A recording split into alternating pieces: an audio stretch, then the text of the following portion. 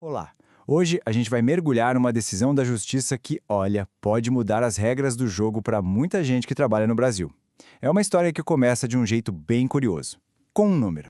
70. Tá aí, só um número, jogado, sem contexto nenhum. Mas o que será que ele significa, hein? Pois é, 70 horas.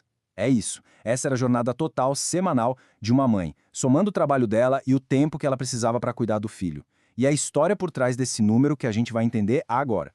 Então vamos lá. Como era essa semana que parecia simplesmente impossível de encarar?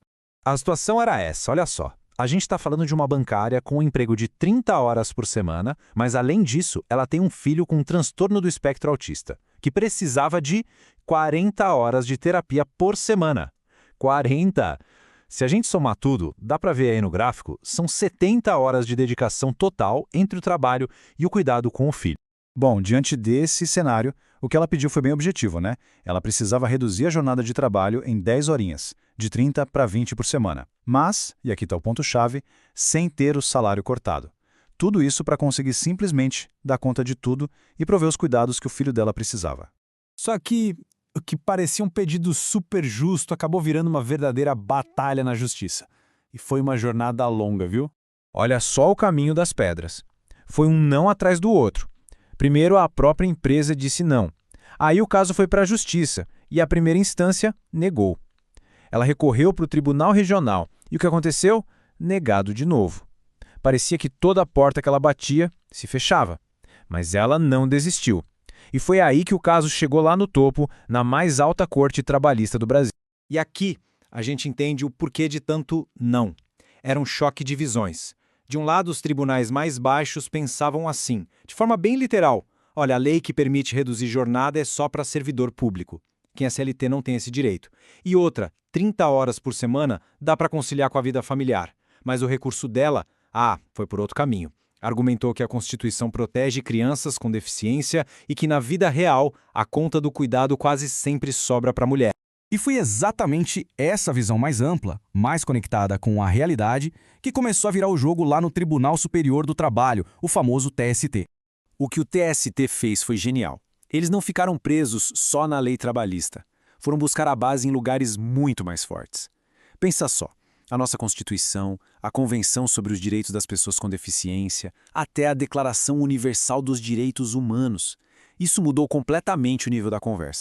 Tá, mas como eles fizeram isso na prática? Usaram uma ferramenta do direito chamada aplicação analógica. Parece complicado, mas a ideia é simples. Já que não existia uma lei exata para esse caso no setor privado, eles pensaram, bom, mas existe uma lei muito parecida para servidores públicos, certo? Então vamos usar essa lei como modelo para resolver esse caso aqui. Foi como construir uma ponte onde faltava um pedaço da estrada. E não parou por aí. Teve mais uma coisa que foi revolucionária. A corte usou o protocolo para julgamento com perspectiva de gênero. Isso quer dizer que o juiz não olhou para o caso como se todo mundo fosse igual. Não, ele reconheceu uma coisa que todo mundo sabe, que na vida real, o peso de cuidar da família cai muito mais nas costas das mulheres. Essa frase aqui do ministro Lélio Bentes Correia, que foi o relator do caso, é uau. Ele diz que essa sobrecarga para as mulheres é um fato notório. Sabe o que isso significa? Que é algo tão óbvio, tão escancarado na nossa sociedade, que a mãe nem precisava levar um monte de provas para mostrar que era ela a cuidadora principal. A justiça já partiu desse princípio. É um reconhecimento muito poderoso. Então, com tudo isso na mesa, com essa nova forma de olhar para o direito, o palco estava montado para uma decisão que seria muito maior do que só aquele caso específico. E a decisão veio. E foi um nocaute, simples e direto, jornada reduzida, salário integral. E para valer, agora, uma vitória completa. Vamos só repassar os pontos da vitória. Primeiro, a jornada dela caiu de 30 para 20 horas por semana. Segundo, e muito importante, o salário e todos os benefícios foram mantidos intactos.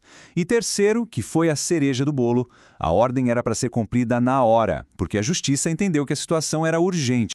Ok, uma vitória para essa mãe. Mas e para o resto do país? O que essa decisão muda na prática? É isso que a gente vai ver agora. A mudança é gigante. Pensa assim, antes esse direito era quase exclusivo de quem era servidor público. Agora existe um precedente.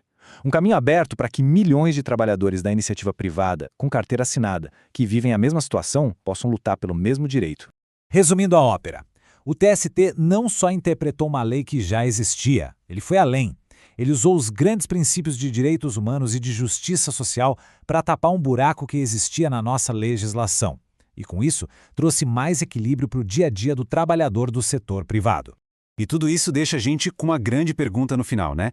Esse caso é sobre leis, sim, mas é muito mais sobre a vida real, sobre como a nossa sociedade está mudando. A decisão força todo mundo a pensar. E aí, empresas? E aí, mundo do trabalho? Como é que a gente vai evoluir para dar conta das necessidades de cuidado que existem hoje?